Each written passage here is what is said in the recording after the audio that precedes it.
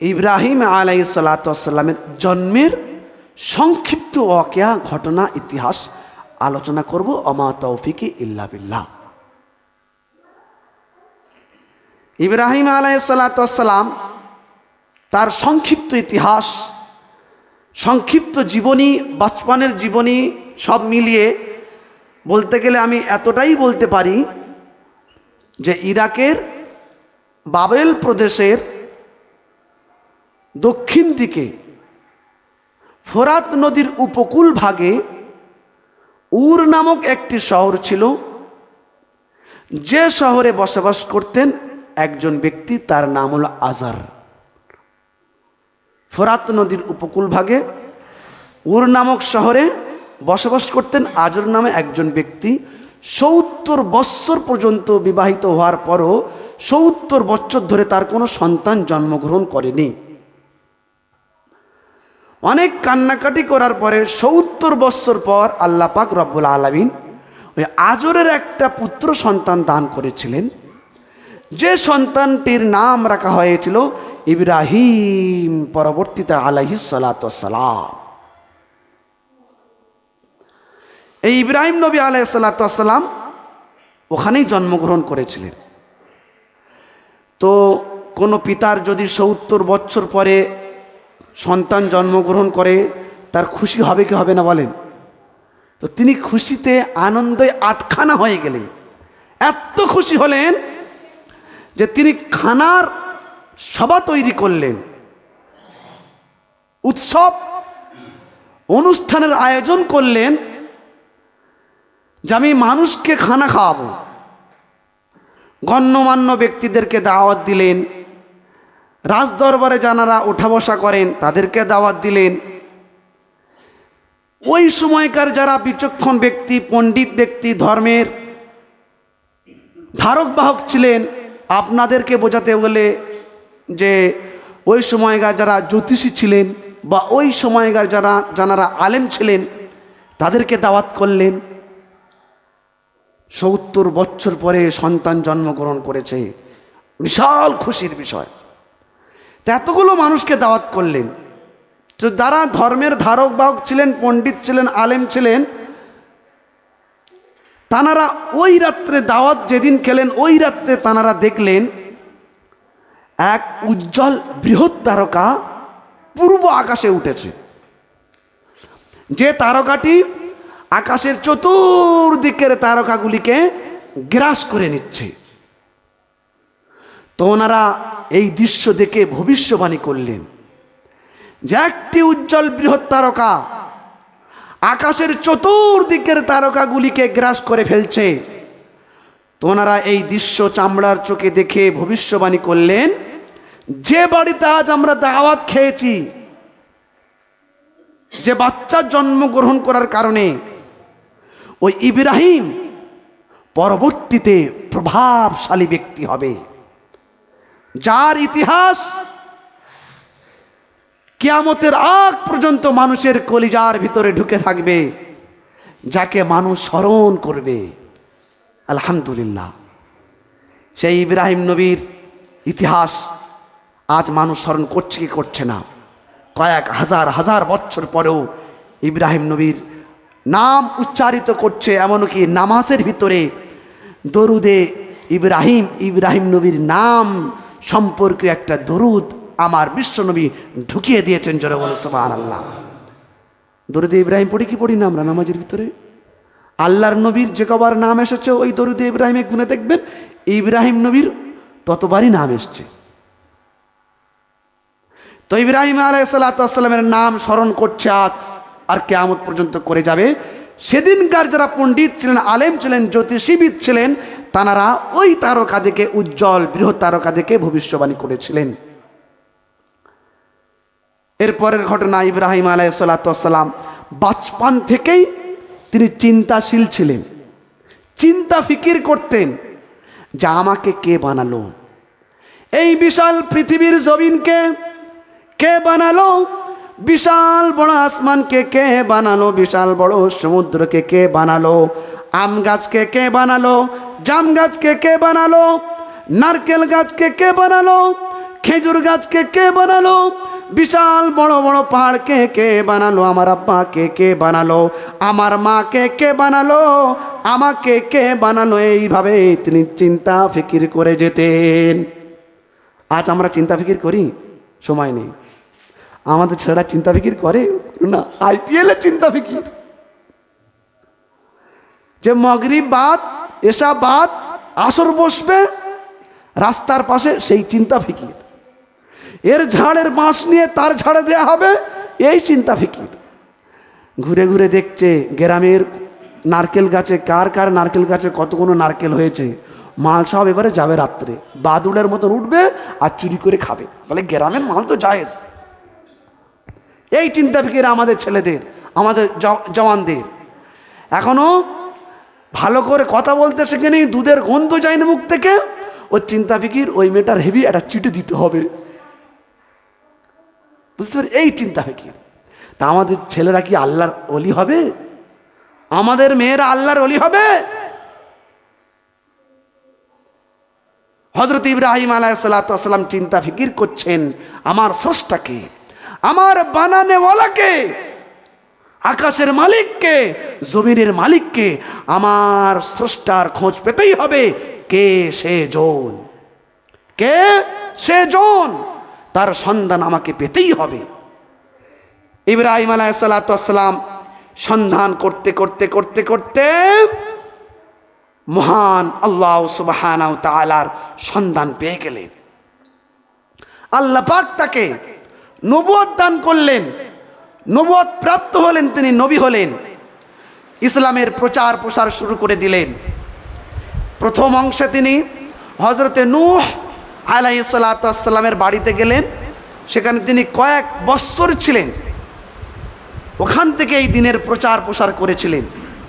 কয়েক বছর ধরে নূহ আলাইহিস সালামের বাড়িতে থেকে দিনের প্রচার করে নিজের বাড়িতে ফিরলেন। কয়েক বছর পরে নিজের বাড়িতে ফেরার পরে বড় দুঃখিত হলেন, ব্যথিত হলেন, সর্বনাশ, আমি যে মানুষের দাওয়াত দিচ্ছি, এই সমস্ত পাথরের মূর্তিগুলোকে বাদ দিয়ে এক স্রষ্টা আমার আল্লাহ পাকের কাছে মাথা নত করো। এ তো বাড়িতে এসে দেখছে আমার বাপ, আমার পিতা, সে নিজেই মূর্তি পূজায় ব্যস্ত। শুধু মূর্তি পূজায় নয়, পাথর কেটে কেটে সুন্দর মূর্তি বানাতে ব্যস্ত।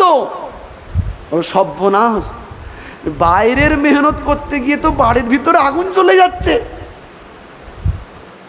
তো ইব্রাহিম আলাইহিস সালাম বাড়িতে নিজের পিতাকে দাওয়াত দিলেন, আব্বা যান, ও আমার বাবা যান,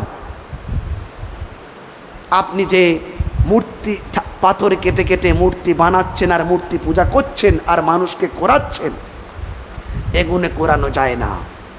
ও আমার আব্বা যান, ও আমার বাবা যান, আব্বা যান, আব্বা যান, বাবা যান, আপনি যে পাথর কেটে কেটে মূর্তি তৈরি করছেন, যে মূর্তির পূজা করছেন, এই মূর্তি আপনার স্রষ্টা হতে পারে না। আপনার স্রষ্টা হলো, আপনার মালিক হলো, আপনার লালন কর্তা পালন কর্তা হলো আমার সৃষ্টিকর্তা, আমার আল্লাহ সুবহানাহু তাআলা। এই সমস্ত বাদ দিন, মূর্তি পূজা বাদ দিন, আর আপনার পালন কর্তা সৃষ্টিকর্তা আমার আল্লাহ পাকের কাছে আত্মসমর্পণ করেন, আপনি নতজানু হয়ে আমার আল্লাহর ইবাদত করেন, এই সমস্তকে পরিত্যাগ করুন। ইব্রাহিম নবীর পিতা বললেন, বাবা তুমি যা বলেছো বলেছো আমাকে, আমি বাপ মাফ করে দিলাম, কিন্তু সবাই মাফ করবে না। যা বলেছো বলেছো, খবরদার এ কথা আর কাউকে বলতে তুমি যেও না। এ কথা যদি আমাদের দেশের রাজা নমরুদের কাছে চলে যায়, তোমাকে হত্যা করে ফেলবে, জীবন্ত অবস্থায় তোমাকে ফেড়ে দেবে, তোমাকে খুন করবে, তোমাকে মার্ডার করবে। কিন্তু কথা হলো, হকের পক্ষে যারা থাকে, হকের সাথে যারা থাকে, পৃথিবীর কোনো ভয়ে, পৃথিবীর কোনো জুজুর কারণে বাতিলের কাছে মাথা নত করে না। সে তার অডিয়েন্স দেখে না, ভক্ত দেখে না, মুক্তাদি দেখে না, সে দেখে হকের পক্ষে আমি থাকতে গিয়ে আমি আমার গর্দানকে আমি শহীদ করে দিতে রাজি, কিন্তু সার ঝোকাতে রাজি নয়। হকের পক্ষে আমি থেকে যাব, তাতে আমার যা হবে হবে, হক থেকে আমি হটব না। ইব্রাহিম আলাইহিসসালাম সিদ্ধান্ত নিলেন, আমার পিতা তো বাতিলের পক্ষে, আমার আব্বা জান বাতিলের পক্ষে, আমি হকের পক্ষে। আমি আব্বার কথা শুনে বাতিলের পক্ষে সামিল হব, হক থেকে হটে যাব, এটা ইব্রাহিমের পক্ষে সম্ভব নয়। ইব্রাহিম আলাইহিসসালাম তিনি দাওয়াত দিচ্ছেন গ্রামে। এতদিন তো বাইরে দিয়েছে, আগে এবার গ্রামটা হোক। গ্রামের মানুষদেরকে বোঝাচ্ছেন, পাড়ায় পাড়ায় যাচ্ছেন, ঘরে ঘরে যাচ্ছেন, জওয়ান যুবকদেরকে ধরে ধরে বোঝাচ্ছেন, আল্লাহর একত্ববাদের শিক্ষা দিচ্ছেন। এইভাবে তানার দিন রাত গুজরে যাচ্ছে। প্রতি বৎসর তাদের এলাকাতে একটি মেলা হয়, এবছরও মেলা হচ্ছে, আজও মেলা হচ্ছে। তো সেই মেলায় সকলে বেরিয়ে গেছে, পুরুষ, যুবক, যুবতী, বৃদ্ধ, বৃদ্ধা সকলেই চলে গেছে। কারণ তানারা জানে ওই মেলার ভিতরেই তাদের কল্যাণ অকল্যাণ জুড়ে রয়েছে। ইব্রাহিম নবী কিন্তু যাননি, সবাই চলে গেছে। ইব্রাহিম নবী কিছু রান্না করে, কিছু খাবার নিয়ে, যেখানে অনেকগুলো মূর্তি রাখা ছিল, সেই মূর্তিদের কাছে গিয়ে বলছে, নাও তোমাদের জন্য খানা নিয়ে এসেছি, খানা তোমরা খাও। তো পাথরের মূর্তি খাবে কি করে? ইব্রাহিম নবী তো রেগে যাচ্ছেন, খাচ্ছে না। আরে তোমরা কমসে কম আমার সাথে কথা বলো। ইব্রাহিম নবী বলছেন, ও মূর্তিগুলো, পাথরের মূর্তি খাবে কি না খাবে একটু আমার সঙ্গে কথা বলো। পাথরের মূর্তি কথা বলে ভাই? ইব্রাহিম নবী বললেন, যাদের কথা বলার ক্ষমতা নেই আর খাওয়ার ক্ষমতা নেই, তাদের কাছে এসে মানুষ ভালো মন্দ সব কিছু চায়। উনি করলেন কি, একটা কুঠারি নিলেন আর সব মূর্তিগুলো ভেঙে চুরমার করে দিলেন। আর যে বড় মূর্তি ছিল, বড় পাথরের মূর্তি ছিল, তার কাঁধের ওপরে ওই কুঠারটা ঝুলিয়ে দিয়েছে। বলে বড় মালের কাঁধেই থাক। গ্রামের লোকেরা তারা যখন মেলা থেকে ফিরলো, ফিরে এসে গ্রামে দেখছে সর্বনাশ, তাদের আল্লাহগুলোকে কে ভেঙে চুরমার করে দিয়েছে। বলে কাজ করলো কে? সবাই বলে ইব্রাহিমের ধর। ইব্রাহিম অনেক বছর পরে গ্রামে এসে কদিন খুব ঝামেলা করছে, তার ধরে বলছে, এই ওসব করিস নি, ওসব। ইব্রাহিমের ধর। বলে ধরলে আমরা ইব্রাহিমের কাছে কোথায় পারবো না, চল ডাইরেক্ট বাদশার কাছে নিয়ে চলো।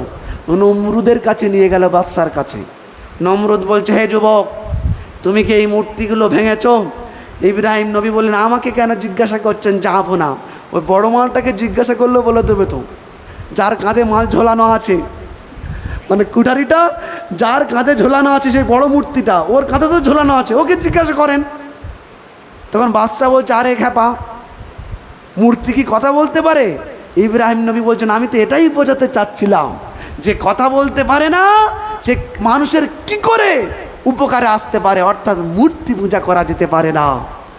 নমরুদ বলল, তাহলে ইব্রাহিম করেছে, চলে ইব্রাহিমকে ধরো। ইব্রাহিমকে আমরা সাজা দেবো, অগ্নিকুণ্ডি তৈরি করো। বিশাল বড় অগ্নিকুণ্ডি তৈরির কাজ শুরু হয়ে গেল। যা আমরা অগ্নিকুণ্ডির ভিতরে ইব্রাহিমকে ফেলে এমন সাজা দেবো, ভবিষ্যতে কেউ যেন আর এই ভুল কেউ না করতে পারে। বিশাল অগ্নিকুণ্ডি তৈরি করা হলো।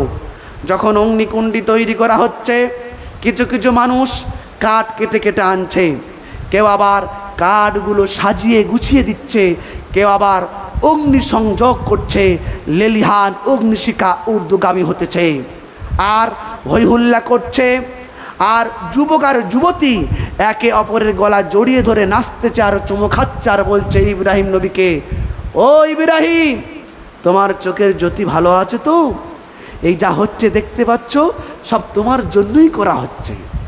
কিন্তু যারা আল্লাহর হয়ে যায় আর আল্লাহ যার হয়ে যায়, পৃথিবীর কোনো ভয় ডর চিন্তা ফিকির তার দিলের ভিতরে দাগ আনতে পারে না। ইব্রাহিম নবীর কোনো ভয় নেই, কোনো ডর নেই, কোনো চিন্তা নেই, কোনো ফিকির নেই। ইব্রাহিম নবী আলাইহিস সালাতু ওয়াস সালাম কোনো দিকে প্রক্ষেপ না করে নীরবে আমার আল্লাহ পাকের ধ্যানে মগ্ন হয়ে আছেন আর জিকির করে চলেছেন। ইব্রাহিম নবী আলাইহিস সালাতু ওয়াস সালাম কোনো ভয় নেই, কোনো চিন্তা ফিকির নেই।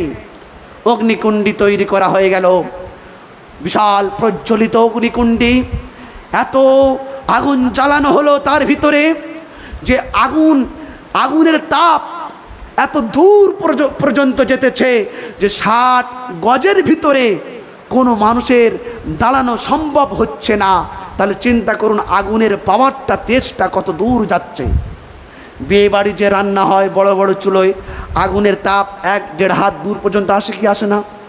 আসে কি আসে না?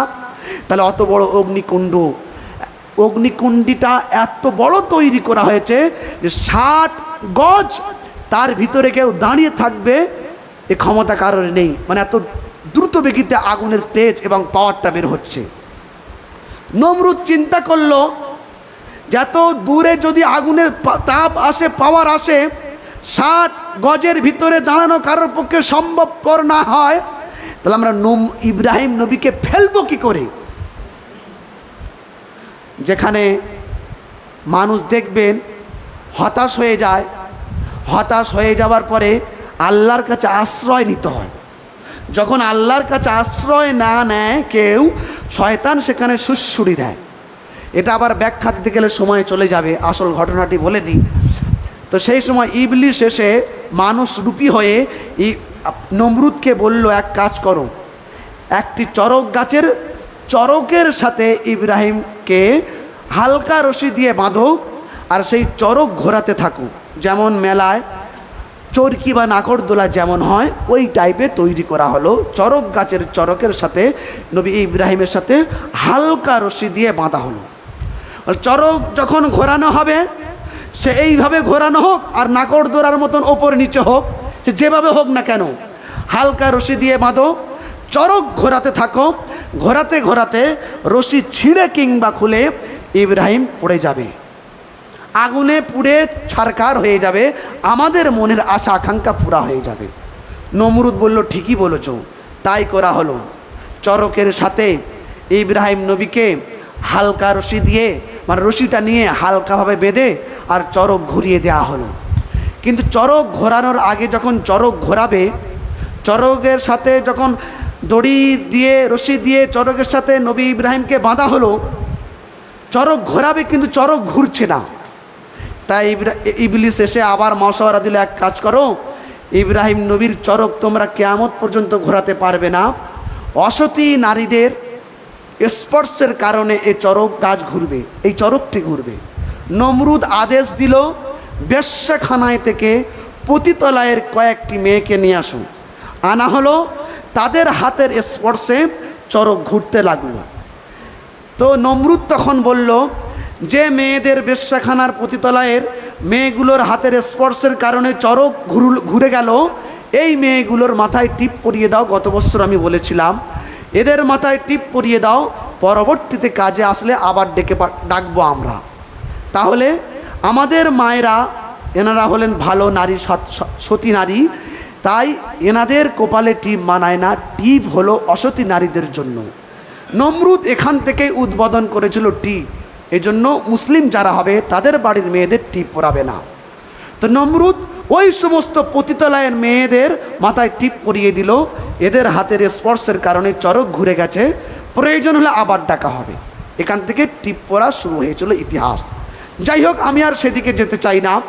ইব্রাহিম আলাইহিসসালামের চরক যখন ঘুরে গেল, তো রশি যে বাঁধা হয়েছিল, রশির এক একটা দড়ি যখন খুলছে কিংবা ছিঁড়ছে, আস্তে আস্তে ছিঁড়ছে এবং খুলছে, ইব্রাহিম নবী পড়ে যাবেন।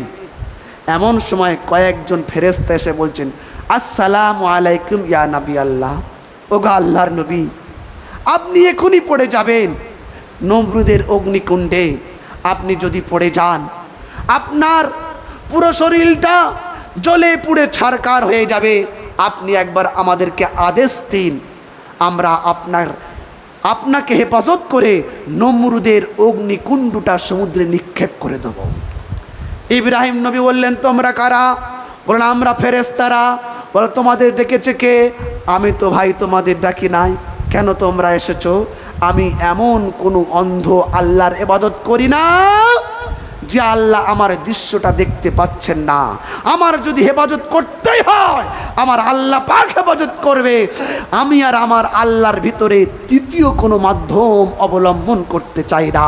চলে যাও তোমরা, জোরে বলুন সুবহানাল্লাহ। ঈমান দেখেছেন কারে কয়? ফেরেশতারা অবাক হতভম্ব হয়ে গেলেন, এ তো মানব নয় রে, এ তো মহামানব। এত বড় বিপদ সম্মুখীন, আর মুহূর্তের ভিতরে রশি কেটে ইব্রাহিম নবী নমরুদের অগ্নিকুণ্ডের ভিতরে পড়ে যাবে, পুরো জ্বলে পুড়ে ছারখার হয়ে যাবে। আমরা হেফাজত করতে চাইলাম, আমাদেরকে তাড়িয়ে দিল। এ তো মানব নয়, এ তো মহামানব। এমন সময় জিবরাইল হাজির, দেখি সাধারণ ফেরেশতায় হলো না, আমি একটু যাই। আসসালামু আলাইকুম ইয়া নবী আল্লাহ। আল্লাহর নবী বললেন, ওয়ালাইকুম আসসালাম ইয়া জিবরাইল। ও ভাই জিবরাইল, কি হয়েছে বলো। জিবরাইল বললেন, ও নবী, ও আল্লাহর নবী ইব্রাহিম, আপনি আদেশ করুন, আমি আপনাকে শূন্যেই ভাসিয়ে রাখবো, নমরুদের আগুন আপনাকে জ্বালাতে পারবে না। ভাই জিবরাইল, তুমি এত বোকা। কোনো ছাত্র যখন পরীক্ষা দেয় তাকে ডিস্টার্ব করতে নেই। তুমি জানো না আমার পরীক্ষা চলছে, বারবার কেন তোমরা এসে আমাকে ডিস্টার্ব করছো? আমাকে ভালো করে পরীক্ষা দিতে দাও, আমার পরীক্ষার ভিতরে তোমরা ডিস্টার্ব করো না। জোরে বলুন সুবহানাল্লাহ। ও জিবরাইল, তুমি চলে যাও।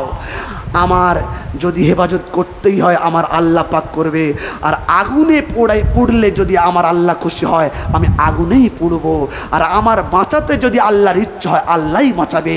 আর আমার আর তোমার ভিতরে, আমার আর আল্লাহর ভিতরে কোনো মাধ্যম আমি চাই না।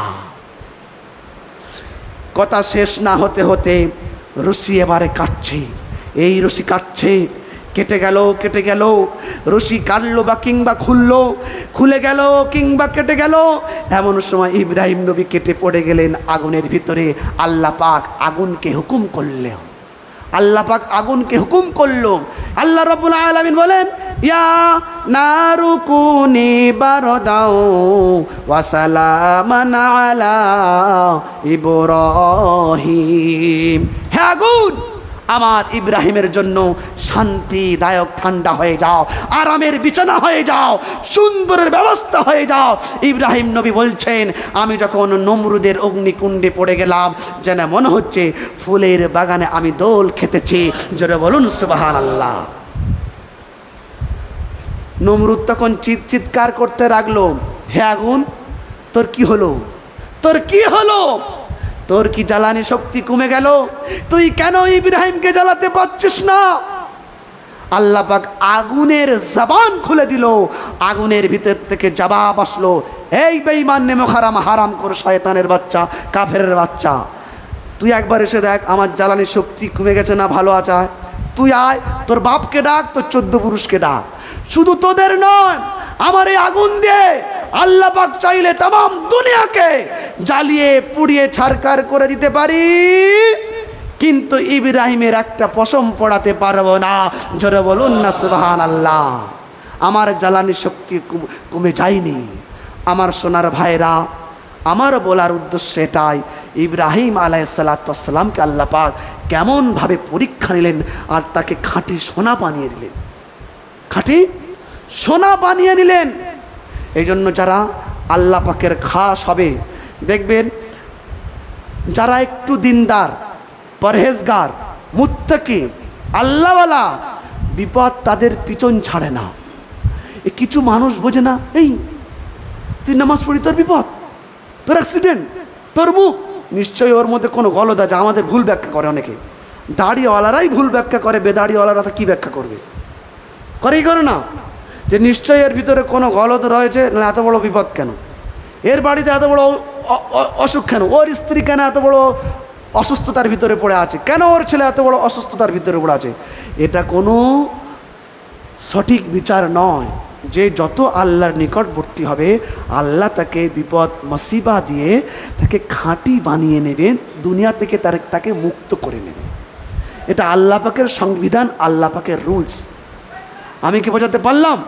তার মানে এটা নয় বিপদ আমার বাড়িতে ঘন ঘন মানে আমি খারাপ। কিন্তু আমাদের সমাজের বলে কি, এর বাড়িতে বিপদ মানেই এই খারাপ। না, আপনার লক্ষ্য রাখুন নবীদের জিন্দিগিতে, প্রতিটা নবী ইব্রাহিম নবী, শেষ নবী, ইসমাইল নবী, ইসহাক নবী, আল্লাহ নবী, ইউসুফ নবী, দাউদ নবী, তো যত নবী এসেছেন প্রত্যেকটা নবীর জীবনী ঘেটে দেখেন, মুসিবতের ওপরে মুসিবাহ, পেরেশানের ওপরে পেরেশান। আইয়ুব নবী আলাইহিস সালাতু ওয়াস সালাম প্রত্যেকটা সন্তানকে আল্লাহ পাক ইন্তেকাল করে দিলেন, যে কটা বেঁচে ছিল ঘরের দেয়াল ফেলে সেটাও মেরে দিলেন। কেন? আল্লাহ পাক তাকে খাঁটি বানাতে চাইলেন, খাঁটি। তো ইব্রাহিম আলাইহিস সালাতু ওয়াস সালামের নাম আল্লাহ পাক কিয়ামত পর্যন্ত জারি রাখবেন। তা আল্লাহ পাক প্রতিটা পরীক্ষা নিয়েছেন আল্লাহ পাক ইব্রাহিম নবীকে, আর ইব্রাহিম নবী প্রতিটা পরীক্ষায় পাস করেছেন। আমি এখন একটা জুমা আছে, চাইলে দুটো জুমাও পেতে পারি, আমি আলোচনা করবো ইনশাআল্লাহ তাআলা, আমার তৌফিক ইল্লা বিল্লাহ। তাই ইব্রাহিম আলাইহিস সালাতু ওয়াস সালামকে আল্লাহ পাক খাঁটি বানিয়ে নিলেন। কি করলেন? খাঁটি বানিয়ে নিলেন। যে 1 নম্বর পরীক্ষায় পাস করালেন যে ইব্রাহিম নবী আলাইহিস সালাতু ওয়াস সালাম পৃথিবীর আগুন থেকে, কাফেরদের অত্যাচারে ইব্রাহিম নবী ভয় খেয়ে যায়নি, তাদের সাথে আপোষ করেনি যে আমি গর্দান দিতে পারি কিন্তু সার ঝুঁকাতে পারি না। আর আমরা তো আল্লাহর দরবারে সার না ঝুঁকিয়ে আমরা দুনিয়ার মানুষের কাছে সার ঝুঁকাচ্ছি, মাথা ঝুঁকাচ্ছি, এটা ইমানের পরিচয় হয় না। এই জন্য মহতরম দোস্ত বজরও, সামনে কুরবানি আসছে, কুরবানির মৌসুম।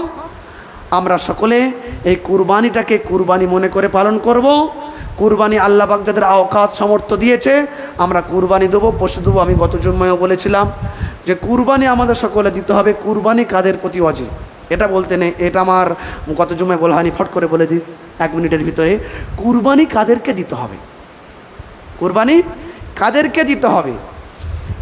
ধরে নিন আপনার সংসার চালিয়ে আপনার 52 ভরির রূপোর মালিক আপনি হয়েছেন। 52 ভরি রূপো, 7.5 তোলা সোনা নয়। এখন 1 ভরি সোনার যা দাম, 52 ভরি রূপো তার থেকে কম দাম, ঠিক কিনা? তো ফতোয়া হলো 52 ভরির রূপোর মালিক যদি আপনি হন, তার মানে 52 ভরির রূপোর দাম কত হতে পারে? কত হতে পারে? 50,000। 50,000 টাকা যদি আপনার জমে, হয়তো 20,000 টাকা 30,000 টাকা আপনার নগদ রয়েছে, আর 20,000 টাকার রূপো সোনা মিলিয়ে রয়েছে, বুঝতে পেরেছেন? কিংবা 50,000 টাকা নগদ রয়েছে, তা আপনার প্রতি কুরবানি ওয়াজিব। তবে আপনার প্রতি কুরবানি যে ওয়াজিব, একটা পুরো গরু দিতে হবে এমনটা নয়। আপনি 5,000 একটা ছাগল দিলে কুরবানির হক আদায় হয়ে যাবে, আপনার ওয়াজিব আদায় হয়ে যাবে। এই জন্য যে বড় গরু দিতে হবে, একটা গরু দিতে হবে এমনটা নয়। আপনি কারোর সঙ্গে অংশ নিতে পারেন, একটা অংশ, দুটো অংশ, তাও যদি সামর্থ্য না হয় যে 50,000 আছে, গরুর যা দাম, 25 চলে গেলে থাকলো কি? মনে হতে পারে কি পারে না, যে 50-এর মধ্যে যদি 25 চলে যায় থাকলো কি? আচ্ছা ঠিক আছে, 50-এর মধ্যে আপনার কষ্ট হচ্ছে, ঠিক আছে 45 থাক, 5,000-এ একটা ছাগল কুরবানি দিন। লোকে কি বলবে? লোকের সঙ্গে কি সম্পর্ক? এটা আল্লাহর সঙ্গে সম্পর্ক। 5,000-এ একটা ছাগল দিতে হবে। এজন্য কেউ এড়িয়ে গেলে হবে না, কুরবানি কিন্তু দিতে হবে। অনেকের প্রতি কুরবানি অজিব, কিন্তু আমরা দেখতে পাই অনেক লোক কুরবানি দেয় না, বিভিন্ন বাহানা দেখায় যে কুরবানির আগে আমি করেছি, তুমুক করেছি, ছেলেকে বিয়ে দিয়েছি, মেয়েকে বিয়ে দিয়েছি, ঘর করেছি, দোকান করেছি, জায়গা কিনেছি। চলবে না ওসব আল্লাহর কাছে। আল্লাহর কাছে এটা শুনুন, এইটা মনোযোগ সহকারে শুনুন। এটা শোনার সময় যেন মানুষের ভালো লাগছে না কেন, এটা ভালো করে শুনতে হবে। এটাই হচ্ছে আল্লাহ পাকের সংবিধান। এটা আমি ইনামুল হাসান রাইসির কথা বলছি না, এটা আল্লাহ পাকের কথা বলছি। এবং কুরবানি যে ওয়াজিব দিতে হবে, গত জুম্মায় বলে দিয়েছি। এবং যারা শোনেননি, আমার চ্যানেলটি ফলো করবেন, সম্পূর্ণ ফতোয়াটা পেয়ে যাবেন। কোনো মানুষ যদি বলে ভুল, ভিডিওটা ধরবেন, যে এই ভিডিওর বিরোধিতা তুমি একটা ভিডিও তৈরি করো, দেখি কত ক্ষমতা। এই যে মৌলানাটা, মুফতিটা ফতোয়া দিয়েছেন, এই ভিডিও তৈরি করেছেন কুরবানি সম্পর্কে, তুমি যদি বলো এই ভিডিও ভুল, এই ভিডিওর বিরুদ্ধে একটা ভিডিও তৈরি করো, দেখি তোমার কত ক্ষমতা। তো আমার ভিডিওটি আপনারা দেখে নেবেন। এ সম্পর্কে দুটো আমি একটা ভিডিও ছড়িয়েছি, আর একটা ছাড়বো শনি রবিবারে, এটা আপনারা ফলো করবেন। এই জন্য কুরবানি যাদের প্রতি ওয়াজিব দিতেই হবে, প্রয়োজন হলে একটা খাসি বা ছাগল দেবেন, ইনশাল্লাহ করব। আর যদি গরু দেন, একটা সম্পূর্ণ গরু না দিতে পারেন, ভাগে দেবেন। ভাগে যদি না দিতে পারেন, একটা অংশ দেবেন। ঘর করছেন, ছাদ করছেন, দামি দামি জায়গা কিনছেন, হ্যাঁ, অর্থ ব্যয় করছেন আর কুরবানির সময় নেই বললে চলে? ঠিক কিনা? কুরবানি দিতেই হবে, কুরবানি দিতেই হবে, দেবো ইনশাআল্লাহ তাআলা। এবারে যদি না দেন, মামেলা আমার সাথে আপনার নয়, মামেলা আল্লাহর সাথে আপনার, আমার সাথে না। ইনামুল হাসান রইসি আজ আছে, কাল নাও থাকতে পারে। আপনাদের পছন্দ আমার আজ ভাল লাগছে, কাল নাও হতে পারে। আমার পছন্দ আপনাদের আজ হচ্ছে, কাল নাও হতে পারে। ঠিক কি না? সেটিং আজ আছে, কাল নাও হতে পারে, কিন্তু মামেলা আল্লাহর সাথে। আল্লাহ পাক রব্বুল আলামিন আমাদের সকলকে শোনার থেকে, বলার থেকে আমল করার তৌফিক দান করুক। আমিন। ওয়া আখির দাওয়ানা আনিল হামদুলিল্লাহি রাব্বিল আলামিন।